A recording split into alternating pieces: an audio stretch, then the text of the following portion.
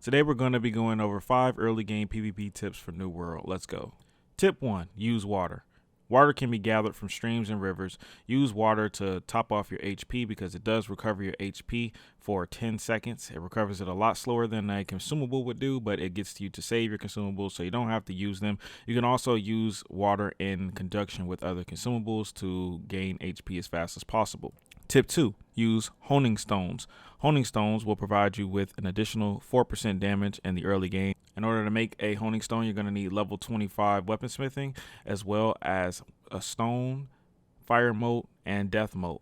You won't be able to gather a fire mote or a death mote until you have level 30 gathering, so get your gathering up to that.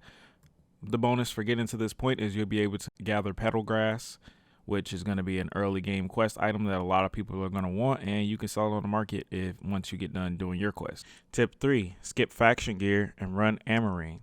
You can get 3 Amarine tuning orbs in total from your quests, and then after you've done all 3 of those quests, you will have 3 orbs. You can use those 3 orbs with 5 other people who also have 3 orbs, totaling in 15 runs. And those 15 runs, you should get a large chunk of XP as well as gear, and that gear will be very, very good, much better than what you get from the faction. Now, you may be wondering, what are you going to use your faction points on? Well, that goes into tip 4. Tip 4, use your faction points to buy runes of holding. Runes of holding are going to allow you to craft bags, or you can just sell the runes of holding if you don't feel like getting your crafting up. But the rune of holding is going to be the most valuable thing that you can get in the early game because a lot of people are going to want bags. Now, if you don't want to go through the trouble of marketing your runes, you can just use those points on potions instead of that.